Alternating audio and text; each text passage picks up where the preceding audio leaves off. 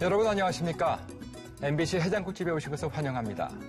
오늘도 뜨끈뜨끈한 국밥처럼 여러분들의 막힌 속을 확실하게 풀어주실 두 분의 패널 소개당의 원내대표입니다. 주승용 의원입니다. 의원님 안녕하십니까?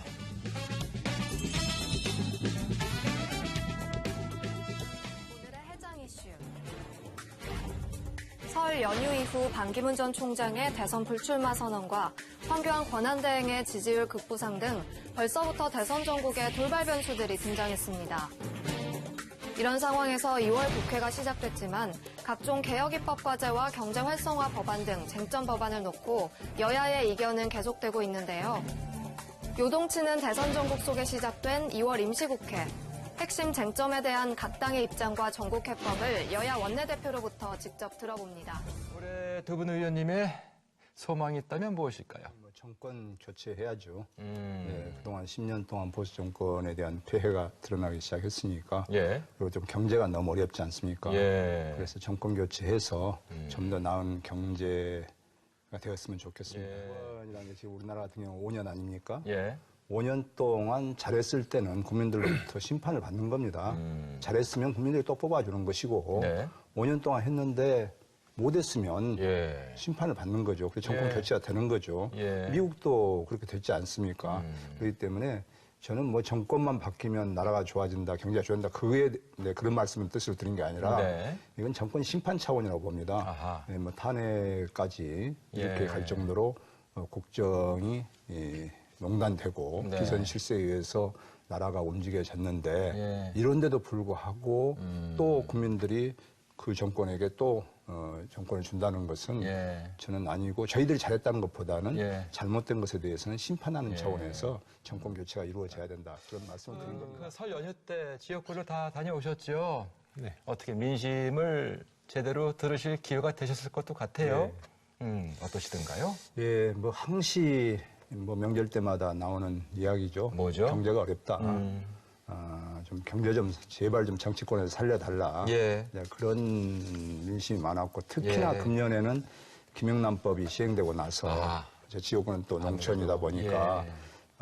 뭐 중소도시죠. 예수니까. 예, 그래가지고 좀 김영란법 때문에 네. 좀 제발 법 좀 개정을 해줬으면 좋겠다. 농수, 축산물 같은 것. 예, 그래도 아무래도. 경제가 안 좋은데 예. 이런 민심이 많았고요. 그 다음에 이제 또 한 것은 탄핵이 어떻게 되겠느냐. 그래서 대선은 어떻게 되겠느냐. 정권 교체 하겠느냐. 예. 이번에는 정권 교체 해야 되지 않겠냐. 특히 저 지역이 호남이기 때문에. 예. 그래서 정권 교체에 대한 요구가 많았고 예. 대선에 대한 관심이 높으셨고. 유별나게도 높았던 것 같습니다. 두 분 모두 원내대표를 맡고 계십니다만 당이 좀 늘어났으면 그만큼 좀 열심히 일하리라고 생각하는 분들도 있었을 것도 같아요. 하지만 1월 국회는 역시나 빈선 국회였다는 평가가 있다는 거 잘 아실 것 같은데 이번에는 어떻게 보세요? 좀 기대도 되겠습니까? 기대하십시오. 그대로 또 이번 2월 임시국회가 저는 이제 대선 탄핵이 이루어진다면 네. 대선을 앞두고 마지막 국회나 다름없는 국회가 될 겁니다. 예. 우리로 봐서는 정권 교체가 될 가능성이 아주 높다고 판단하기 때문에 네. 그동안 이제 여야가 바뀔 가능성이 높아서 그동안 여당이 반대했던 법안은 우리한테는 또 이제 이렇게 서로 반대적인 입장에서 본다면 네. 쟁점 법안을 가장 통과시키기 좋은 그런 2월 임시국회가 되기 때문에 예. 저는 이런 쟁점 법안 몇 개만 통과시킨다 하더라도 20대 국회에서 할 일을 거의 많이 했다. 어떤 법안을 가장 우선적으로 꼽고 계십니까? 지금 저희들이 이 탄핵 정국에서 이제 국가가 대개혁을 하려면 예. 보통 그 이야기다시피 검찰 개혁, 언론 개혁, 그리고 재벌 개혁, 예. 그리고 정치 개혁, 예. 그리고 사회 개혁 이 5가지 이 분야의 개혁을 해야 된다. 네. 그러기 위해서는 또 개헌도 해야 된다. 또 이 법을 다 통과시키기 위해서는 우리 당에서 핵심적으로 꼭 이것만큼은 통과시켜야 된다는 법을 24개를 저희들이 선정을 했습니다. 네. 그래가지고 1월 국회에서는 맹탕국회라고 말씀하셨는데 예. 1월 국회에서 그래도 다행스럽게 가습기 특별법 좀 반쪽 법이지만은 그래도 가습기 특별법에 대해서 만족할 만한 법은 안 됐지만은 어쨌든 통과시켰고 예. 저는 또 1월 국회가 그렇게 빈손 국회라는 평가를 받음으로 해가지고 예. 2월 국회는 빈손국회가 안 되도록 하는 자극제는 저는 됐다고 생각하고요. 어떻게 보세요? 규제프리존법 통과될 거로 보십니까? 뭐 크게 반대는 없습니다. 예, 그것은 또 시도지사들이 또 우리 정 대표께서 말씀하시다시피 네. 14개 시도지사들께서도 강력하게 원하는 법이고 법이고, 예. 단지 좀 수도권 서울 인천 경기가 빠지다 보니까 예. 좀 이제 수도권에서는 좀 서운한 법이 될런지 모르겠지만 우리나라가 수도권과 비수도권에 너무 지역 격차가 격차가 심하니까. 심하기 때문에 예. 지역의 전략산업으로 정해서 좀 해달라는 법인데 규제를 많이 완화하고 세제 지원을 해달라는 그런 법인데 이제 그게 또 개별적인 그 이슈에 안에 가면 들어가서 법소 조항이 보면, 있어요. 예. 그런 부분에 대한 어떤 그 장치만 해준다면 저희들은 뭐 그것에 대해서 크게 반대할 법은 없고 네. 또 저희들이 주장한 법에 대해서도 좀 해주셔야지. 합의가 봐지면 큰 문제가 아니라고 봅니다. 정말 지역도 지역 산업 특화 이것이 우리도 활성화시켜야 되거든요. 네. 당신들이 원하는 걸 들어주면, 그죠? 무엇이든지 상대적입니다. 뭘 네. 원하십니까? 저희들은 뭐 상법이라든지 예, 이제 상법, 재벌개혁 또 이 언론개혁을 위한 방송법 이런 것은 그동안 악법이었거든요. 네. 예, 그리고 이제 참정권 확대를 위한 18세까지도 참정권을 연령이나 부여하는 문제, 문제, 예. 또 결선투표 문제 이런 게 있죠. 재벌개혁 같은 것은 새누리당에서도 하자고 그러고 있거든요. 네. 예, 그래서 그런 법에 대해서는 충분히 저는 가능하다 보고 그 재벌이라는 것이 지금 이번 그 최순실 게이트에서도 나왔습니다만은 예. 뭐 삼성 같은 경우에 뭐 1%도 안 된 주식을 갖고 있는 총수가 네. 삼성 전체를 지배하는 지배구조 개선을 좀 줄이자는 거 아니겠습니까? 예. 개선하자는 거 예, 아니겠습니까? 그래서? 이제 그런 의미에서 보면 이번에 뭐 삼성에서 뭐 400억 정도를 최순실한테 이렇게 지원을 해줘도 네. 뭐 이사회에서 아무런 견제도 못하는 네. 그런 이사들이라든지 감사 같은 거 선출하는 제도를 좀 바꾸고 이사회, 그리고 이제 감사. 예. 소액 주주들이 아무런 그 권리 행사를 권리 행사 하게 못해도 하도록. 권리 행사를 예. 좀 강화하는 그런 법에 대해서는 새누리당도 그렇게 반대가 없을 거라고 봅니다. 헌법재판소에 관한 사항을 또 여쭤보지 않을 수가 없을 것 같아요.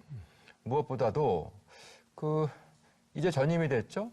헌법재판소장이 그 판결 시기를 언급하지 않았었습니까? 언제까지는 판결이 나야 될 것 같다.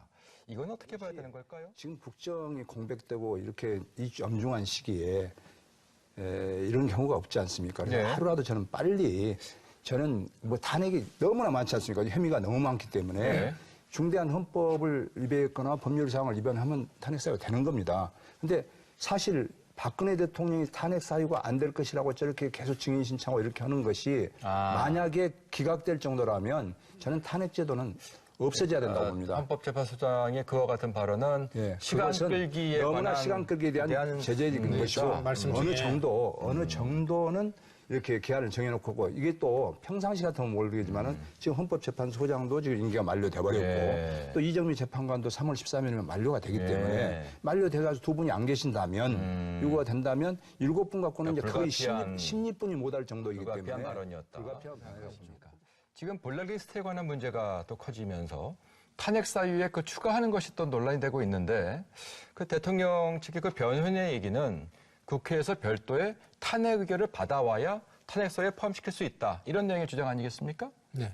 그 주장은 타당한 것일까요? 이제 법원에서는 기각을 시켰지 않습니까? 네. 예. 뭐 어쨌든 그 부분에 관한 두 분의 의견이 궁금합니다. 지금 그렇게 아까 우리 정 대표님께서 말씀하시듯이 한다면 민법, 행법 이 1심, 2심, 3심까지 다 끝날 때까지는 탄핵 안 하는 것이 맞다라는 그런 식의 논리이기 때문에 헌법재판소에서는 헌법에 중대한 위배를 했느냐 안 했느냐 이 사실만 확인되면 예. 저는 개별적인 사안에 대해서는 네. 그건 그 탄핵 헌법재판소에서 말씀에 심사하지 않은 주제- 대해서도 그 탄핵 의결서를 만들면서 가급적이면 떨 거 많이 뜬다고 떨었죠. 예. 근데 그런 개별적인 것에 대해서 트집을 잡아가지고 그걸 다시 국회로 내보내고 이런 것은 저는 바람직하지 알겠습니다. 못하다고 생각합니다. 그러면 예.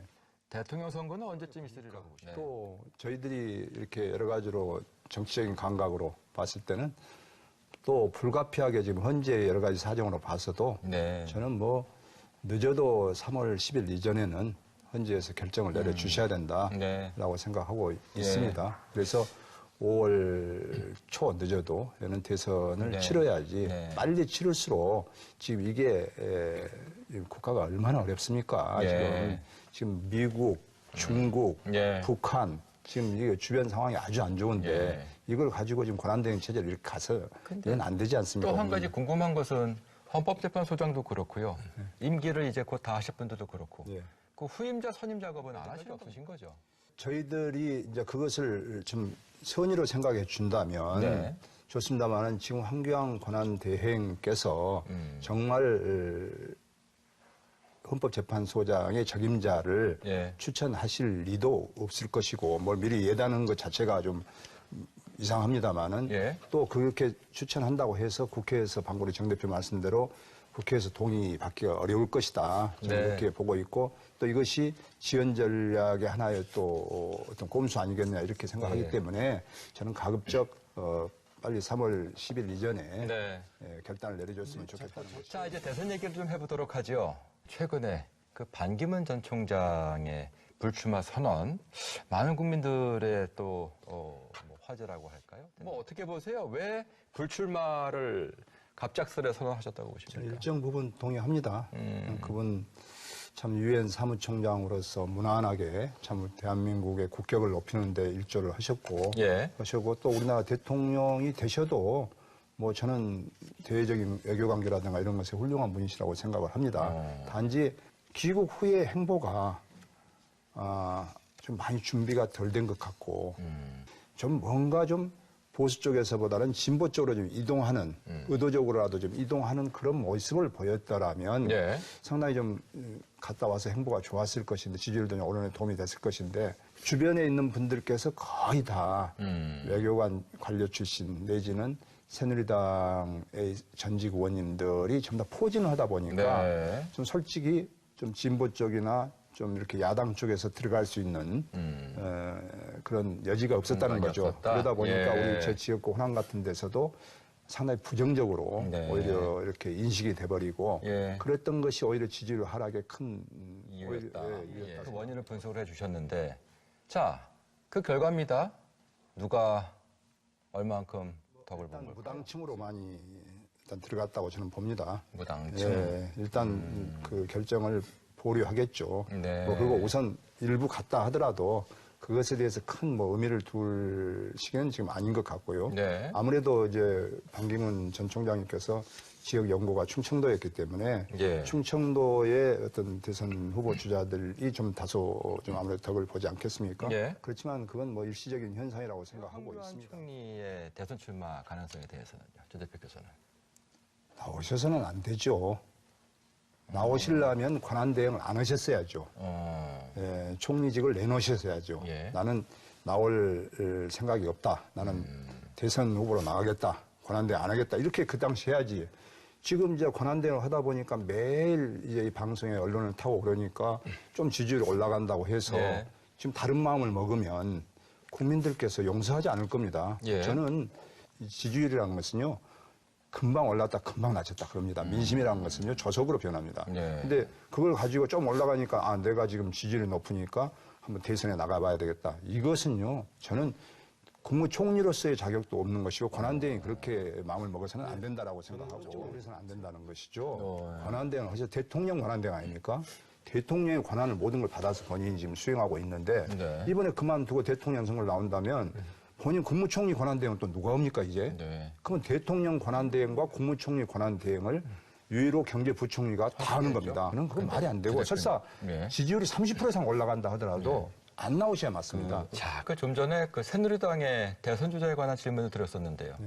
국민의당의 경우는 어떻습니까? 거기는 뭐 한 분 외에 뭐 전전배 대표 예. 전 대표하고 예. 안철수 대표가 지금 지금 후보로 지금 경합이라는 등록은 안 했지만은 예, 근데 경합이라는 표현이 맞을까요? 하셨고, 예, 출마 표명하고 저희들도 이제 경선룰을 정해서 뭐 저희들도 외부에 있는 뭐 전학규, 정운찬 등 이런 저희 당의 정체성을 지지하시는 분이 있으면 네. 조만간에 이렇게 같이 해서 경선룰을 정하고 네. 경선에 들어가려고 그렇게 생각하고 있습니다. 지금 말씀하신 분들 가운데 당내에 계신 분은 두 분이시고요.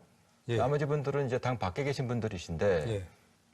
당에 들어오라시는 말씀에 과연 응하실까요? 저희들도 제가 직접 대면하지는 않았지만 예.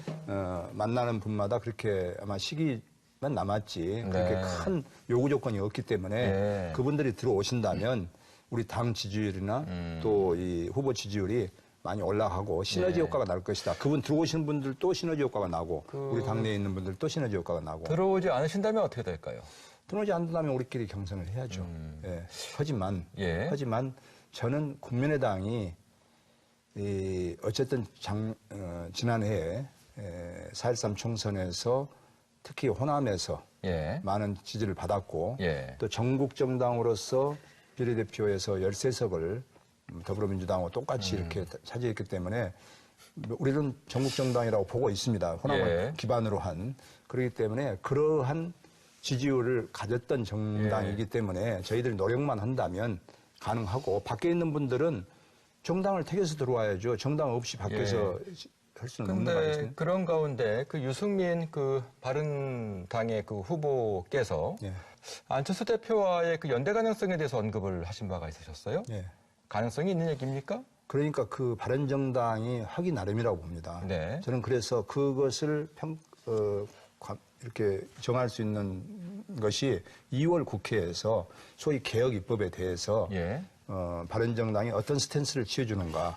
그보다도요. 말로만 개혁, 뭐 진보, 예. 또 뭐 합리적 진보 뭐 이렇게 이야기하면서 실제적으로 과거에 있었던 친정인 새누리당과 별다른 이렇게 어떤 차별성? 차별을 보여주지 않는다면 저희들은 같이 할 수가 아니, 뭐 없고. 그보다 더 중요한 것은 결국 후보가 연대를 한다면 예. 그 정책에 대한 그 기본적인 공감대가 있어야 될 것 같은데 당연하죠. 가장 중요한 것 가운데 하나가 안보 문제일 것 같습니다. 예. 국민의당에서는 사드를 반대하는 입장이시죠? 반대 입장을 한 게 아니라 국회에서 논의하자. 그리고 사드는 한국을 방어하는 데에서 미사일을 방어하는 데 있어서 최적의 무기는 아니다.